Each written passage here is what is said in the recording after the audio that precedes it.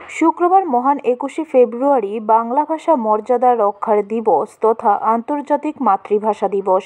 এদিন আমরা বাঙালির রাজ্য কার্যালয়ের সামনে ভাষা শহীদদের প্রতি শ্রদ্ধা নিবেদন করে আমরা বাঙালি দলের রাজ্য সচিব গৌরাঙ্গ রুদ্রপাল বলেন, 1952 সালে 21শে ফেব্রুয়ারি পূর্ব পাকিস্তান সংখ্যাগুরু বাঙালিদের মাতৃভাষা বাংলাকে অবদমন করে উর্দু চাপিয়ে দেবার চেষ্টা করেছিল।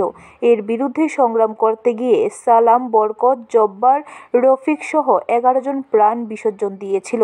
সেটা তাদের আত্মত্যাগের কারণে বাংলা ভাষার মর্যাদা রক্ষা হয়েছিল বলে দাবি করেন তিনি। বাংলা ভাষার মর্যাদা রক্ষা করতে গিয়ে উর্দু সাম্রাজ্যবাদীদের খপ্পর থেকে বাংলা ভাষাকে রক্ষা করতে গিয়ে ঢাকা বিশ্ববিদ্যালয় চত্বরে সালাম, বরকত, জব্বার, রফিক সহ 5 জন দধিচি শহীদ হয়েছিলেন। তাদের এই আত্মত্যাগ প্রাণের বিনিময়ে পূর্ব বাংলাতে যেমন বাংলা ভাষা রক্ষা পায়, এই আন্দোলনকে কেন্দ্র করে পরবর্তীকালে আমরা জানি যে বাংলাদেশ মুক্তি সংগ্রামের সূত্রপাত হয় এবং স্বাধীন সার্বভৌম বাংলাদেশ নামে 71 সালে নূতন এক রাষ্ট্রের উৎপত্তি হয়। ব্যুরো রিপোর্ট, খবর ত্রিপুরা।